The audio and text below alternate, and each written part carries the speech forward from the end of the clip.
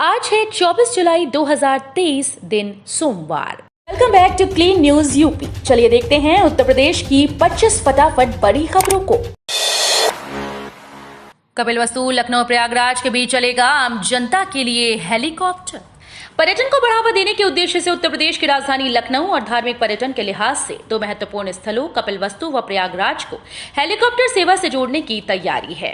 इस दिशा में कदम बढ़ाते हुए पर्यटन विभाग ने लखनऊ, कपिलवस्तु और प्रयागराज में हेलीपोर्ट के विकास, संचालन और रखरखाव के लिए रुचि की अभिव्यक्ति आमंत्रित किया है। निजी क्षेत्र की भागीदारी से शुरू होने जा रही इस सुविधा के लिए बोली जमा करने की तिथि 7 अगस्त है। यूपी पर्यटन निदेशालय लखनऊ में 24 जुलाई को इस पर चर्चा होगी। सीएम योगी ने 72 करोड़ के 42 विकास कार्यों का किया शिलान्यास। गोरखपुर में बनेगा अंतर्राष्ट्रीय स्टेडियम। मुख्यमंत्री योगी आदित्यनाथ ने गरीबों के मांगलिक समारोह की भव्यता से आयोजन के लिए कल्याण मंडपम बनाने का ऐलान किया, तो वहीं गोरखपुर को अंतर्राष्ट्रीय स्टेडियम की सौगात दी। ये कल्याण मंडपम सभी सुविधाओं से युक्त होंगे। गोरखपुर के 6 मंडपम के निर्माण से इसकी शुरुआत होगी। मुख्यमंत्री रविवार की शाम को गोरखनाथ क्षेत्र के भाटी विहार में अपनी विधायक निधि से मिनी स्पोर्ट्स कॉम्प्लेक्स और रामगढ़ताल रिंग रोड समेत 42 परियोजनाओं का शिलान्यास करने के बाद उपस्थित जनसमुदाय को संबोधित कर रही थी। अब यूपी के इन छोटे शहरों के लिए भी मास्टर प्लान। योगी सरकार का बड़ा फैसला। योगी आदित्यनाथ सरकार 50,000 से 1 लाख की आबादी वाले शहरों का सुनियोजित विकास कराने के लिए मास्टर प्लान तैयार कराने जा रही है। अमृत 2 में छोटे विनियमित क्षेत्रों का मास्टर प्लान बनाया जाएगा। मास्टर प्लान में तय किए गए भू उपयोग के आधार पर ही भविष्य में नक्शा पास किया जाएगा। प्रदेश में वैसे तो 75 जिले हैं, लेकिन इनके अधीन 762 निकाय हैं। राज्य सरकार निकायों को शहरी दर्जा देती है। सरकार शहरों का तेजी से विस्तार कर रही है।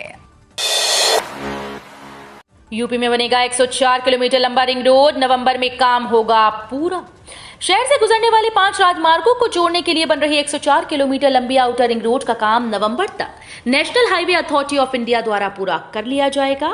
इसके लिए ठेकेदार के काम छोड़ दिए जाने की वजह से लेट हुए 31 किलोमीटर लंबे पैकेज 2 के निर्माण को तेज किया गया है। एनएचएआई के प्रभारी लखनऊ व क्षेत्रीय अधिकारी एमसी द्विवेदी ने उनको बताया कि 6,000 करोड़ रुपए से बन रही 8 लेन की सड़क को अब तेजी से पूरा कर लिया जाएगा। इस साल के अंत तक सरयू में चलने लगेगा लग्जरी क्रूज। मिलेंगी हवाई जहाज जैसी सुविधाएं। रामनगरी अयोध्या हर तरफ से सज और संवर रही है। एक तरफ जहां राम मंदिर का निर्माण तेजी से चल रहा है, वहीं दूसरी ओर अयोध्या में कई ऐसी सुविधाएं विकसित की जा रही हैं जो पर्यटकों का मन मोह लें। इसी कड़ी में रामनगरी में प्रवाहित सरयू में इसी साल के अंत तक लग्जरी क्रूज तैयार शुरू हो जाएगा। सरयू नदी में 16 रामायण क्रूज के संचालन की तैयारियां जोरों पर चल रही हैं। गुप्तार घाट पर क्रूज का निर्माण कार्य तेजी से चल रहा है। करीब 40% काम पूर्ण हो चुका है।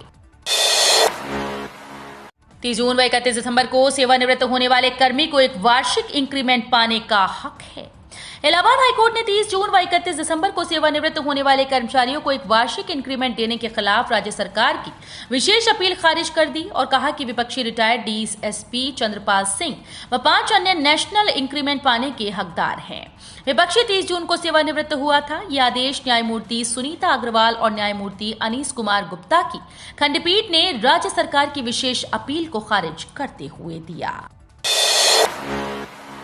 सैटेलाइट सिटी को रेलवे स्टेशन से जोड़ने से महाकुंभ में आने वाले लोगों को होगी सहूलियत, बढ़ेगा पर्यटन।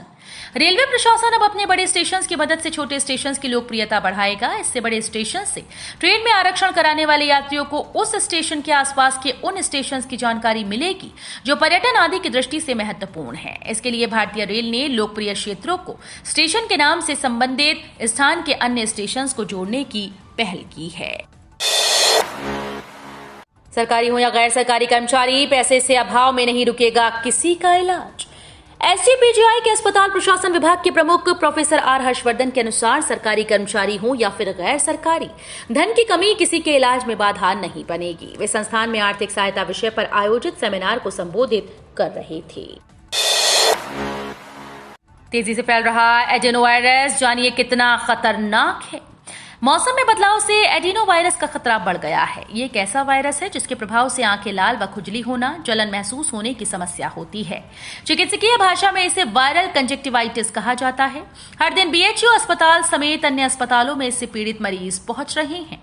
इसमें बच्चे बड़े सभी इसकी चपेट में आ रहे हैं। यूपी में विपक्ष को पटखनी देने की कर ली बीजेपी ने तैयारी। पार्टी की स्पेशल 12 टीम बनाएगी रणनीति। बीजेपी ने लोकसभा चुनाव की तैयारियां तेज कर दी। इसी के मद्देनजर बीजेपी के राष्ट्रीय महामंत्री BS संतोष के निर्देश पर उत्तर प्रदेश में स्पेशल 12 टीम बनाई गई है। यूपी बीजेपी ने अपने तेज तर्रार 12 पदाधिकारियों की स्पेशल टीम बनाई। प्रशिक्षण टोली में 6 प्रदेश पदाधिकारी और 6 अलग अलग क्षेत्र के पदाधिकारी शामिल हैं। 29 जिलों के 137 गांव में होगी चकबंदी। 51 गांव में पहले और 86 गांव में दूसरे चक्र की चकबंदी होगी। सीएम योगी की ओर से मंजूरी मिलने के बाद प्रदेश के 29 जिलों के 137 गांव में चकबंदी होगी। 51 गांव में पहले और 86 गांव में दूसरे चक्र की चकबंदी होगी। इस बारे में शासनादेश जारी कर दिया गया। इस संबंध में मुख्यमंत्री ने गांव में पुनः चकबंदी कराने के लिए सभी तथ्यों की जांच कराकर नए प्रस्ताव तैयार करने का निर्देश दिया था। यूपी में 24 घंटे में तेजी से बदलेगा मौसम। 55 से अधिक जिलों में झमाझम बारिश का अलर्ट। यूपी में भीषण गर्मी और उमस के बीच में तेज धूप से परेशान लोगों को जल्द राहत मिलने वाली है। मौसम विभाग की माने तो अगले 24 घंटे में प्रदेश में तेजी से मौसम बदल सकता है। IMD ने 55 से अधिक जिलों में झमाझम बारिश के संकेत दिए। वहीं आज भी पश्चिमी यूपी के कुछ जिलों में वर्षा के साथ बिजली गिरने की चेतावनी दी गई। फाइटर जेट बनाने वाली कंपनी से कहा, smart anti airfield weapon fit करें, अस्त्र मिसाइल भी लगाएं। भारतीय वायुसेना ने फ्रांस की एविएशन कंपनी दसां से राफेल लड़ाकू विमान में अस्त्र एयर टू एयर मिसाइल जैसे स्वदेशी हथियारों को लगाने को कहा। इस कदम को डिफेंस एरिया में मेक इन इंडिया के लिए बड़ी सफलता माना जा रहा है, क्योंकि इसके बाद भारत में बने हथियारों के लिए ग्लोबल मार्केट खुल जाएगा। राफेल फाइटर प्लेन को 2020 में एयरफोर्स में शामिल किया गया था। भारत के पास फिलहाल 36 राफेल हैं। दसां 90 देशों में 10,000 से ज्यादा फाइटर प्लेन सप्लाई करती है। सारस को आजाद करने के लिए हाई कोर्ट जाएंगे आरिफ। आरिफ और सारस की दोस्ती की कहानी से आप वाकिफ हैं। इस दोस्ती की चर्चाओं में आने के बाद सरकार ने वन्य जीव नियमों के अनुसार सारस को आरिफ के पास से लेकर कानपुर के चिड़ियाघर में भेज दिया था, जहां उसे देखने वालों की भीड़ जुटती है। आरिफ भी उससे मिलने के लिए समय समय पर जू जाते रहते हैं। आरिफ को देखकर वो सारस पूरे पिंजरे में उड़ने लगता है। इस मामले में नया मोड़ ये है कि आरिफ सारस को जू से आजाद करवाने के लिए इलाहाबाद हाईकोर्ट की लखनऊ खंडपीठ में जाएंगे। यूपी में बिजली उपभोक्ताओं को बड़ी राहत। अब नाम पत्र आएगा बिजली बिल।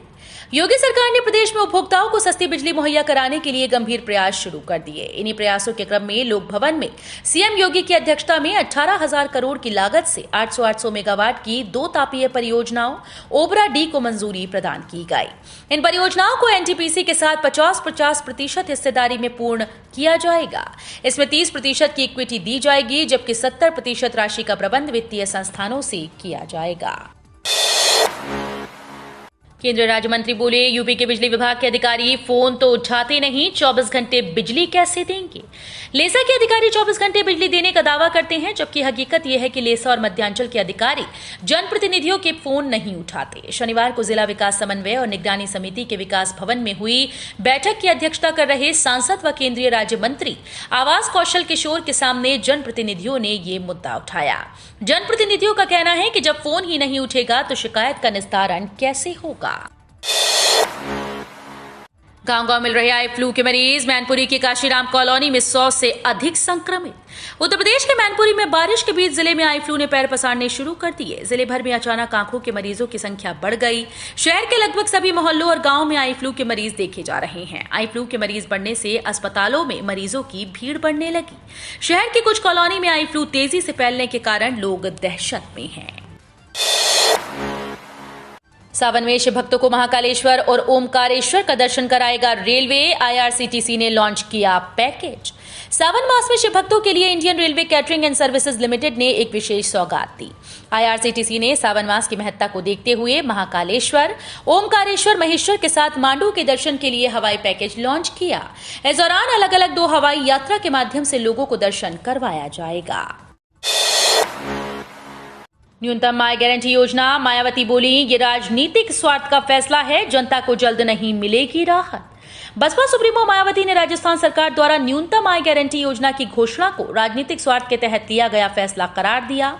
उन्होंने कहा कि इससे राज्य की जनता को तुरंत राहत मिलना मुश्किल है। उन्होंने ट्वीट कर कहा कि न्यूनतम आय गारंटी योजना की घोषणा पर बसपा प्रमुख मायावती ने राजस्थान सरकार पर निशाना साधा। उन्होंने कहा कि राजस्थान की कांग्रेस सरकार के द्वारा विधानसभा आम चुनाव से ठीक पहले न्यूनतम आय गारंटी योजना की घोषणा करना जनहित का कम, राजनीतिक स्वार्थ का फैसला ज्यादा है।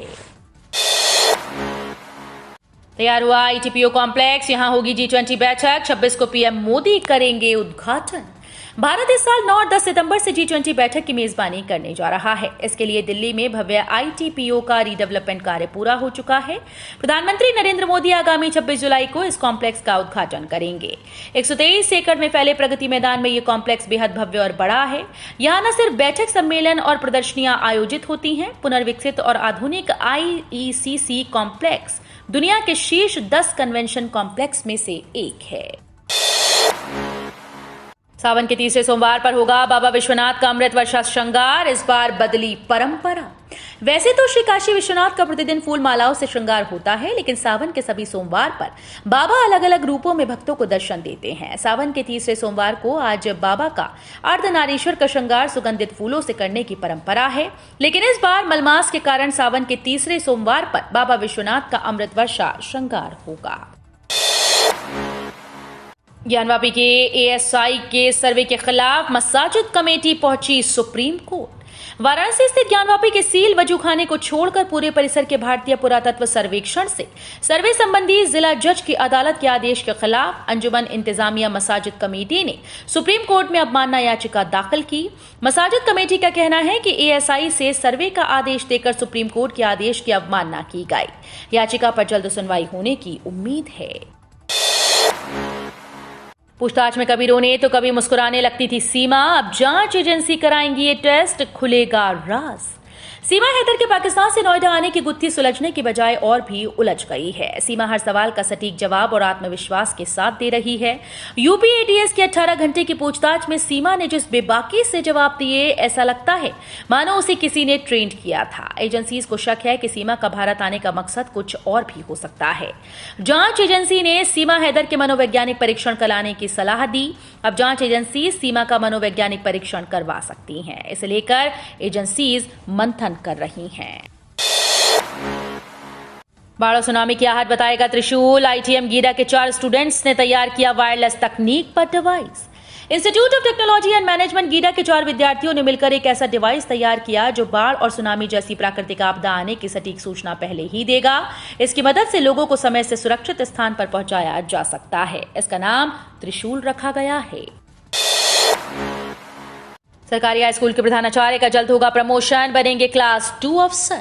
सरकारी हाई स्कूल के करीब 950 प्रधानाचार्य जल्द ही क्लास 2 अफसर बन जाएंगे। करीब 1 दशक के इंतजार के बाद प्रधानाचार्यों को यह अवसर मिलने जा रहा है। पदोन्नति के बाद ये प्रधानाचार्य सरकारी इंटर कॉलेजेस में प्रधानाचार्य या बेसिक शिक्षा अधिकारी और सह विद्यालय निरीक्षक के पद पर तैनात किए जाएंगे।